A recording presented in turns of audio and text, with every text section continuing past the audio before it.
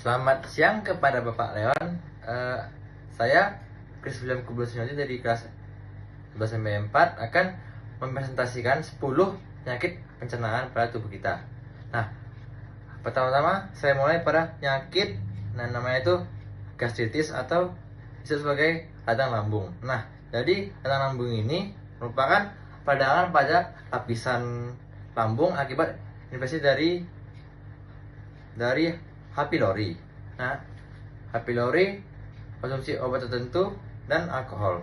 Nah, jadi gastritis ini memiliki gejala-gejala seperti nyeri, terbakar di perut, mual, muntah, dan kembung. Nah, jadi ada cara penanganan penyakit ini, yaitu misalnya dengan memakan obat antasida. Lalu yang kedua adalah GERD atau gastroesophageal reflux disease. Nah, jadi itu merupakan reflux asam lambung kerongkongan akibat lemahnya katup ke kerongkongan. Nah, jadi gejala-gejala penyakit ini yaitu adanya panas di dada atau heartburn, asam lambung naik ke tenggorokan, batuk kronis, dan payah untuk nelan.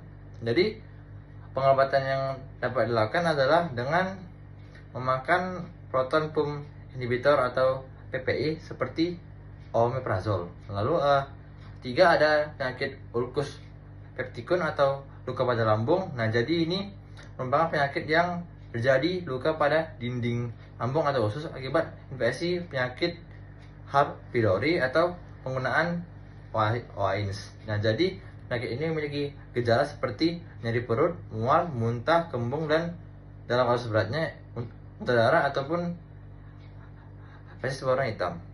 Jadi pengobatan yang dapat dilakukan adalah dengan mengonsumsi antibiotik untuk infeksi H. pylori. Lalu keempat ada diare, yaitu kondisi di mana feses itu keluar dalam keadaan yang sangat cair. Nah, jadi gejala-gejalanya ini yaitu sering kram perut, demam, ataupun dapat disebabkan oleh dehidrasi. Nah, jadi pengobatannya ini adalah untuk oralit untuk menggantikan cairan tubuh yang hilang. Lalu kelima ada sembelit atau konstipasi, yaitu dimana penyakit yang membuat tinja kita itu keras atau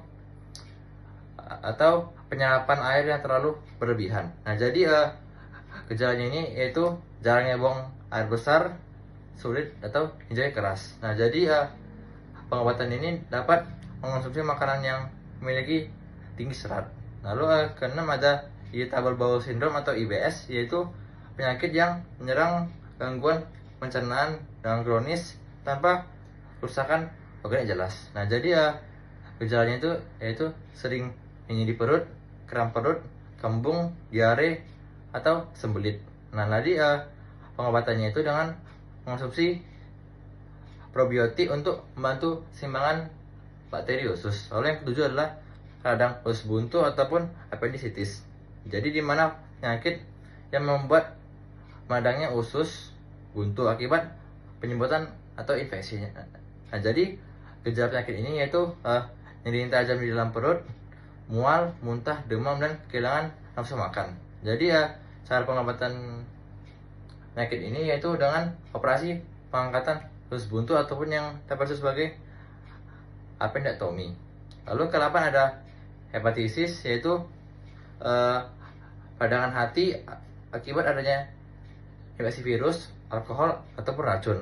Jadi gejala-gejalanya itu adalah adanya kekuningan pada kulit, mata, kelelahan, mual, muntah, nyeri perut, dan urin yang cenderung berwarna gelap. Lalu pengobatan untuk penyakit ini yaitu obat antivirus untuk virus hepatitis. Lalu ke-9 adalah penyakit celiak, yaitu gangguan autoimun akibat konsumsi gluten. Nah, jadi penyakit ini biasanya kebanyakan jadi di luar negeri ataupun di daerah Eropa. Nah, jadi gejala penyakit ini yaitu diare, kembung, kurangnya berat badan, anemia, ataupun kelelahan. Nah, jadi pengobatan ini yaitu dengan memberhentikan konsumsi makanan yang mana gluten, misalnya seperti kue dan roti. Lalu 10 dan terakhir itu adalah ada colitis ulceratif yaitu peradangan kronis pada lapisan usus besar ataupun rektum. Nah, jadi ya gejalanya itu adalah diare yang ada darahnya, nyeri perut, kelelahan, dan kurangnya berat badan. Cara-cara penanganannya yaitu dengan memakan obat antiinflamasi seperti Betadine. Sekian dari saya, terima kasih.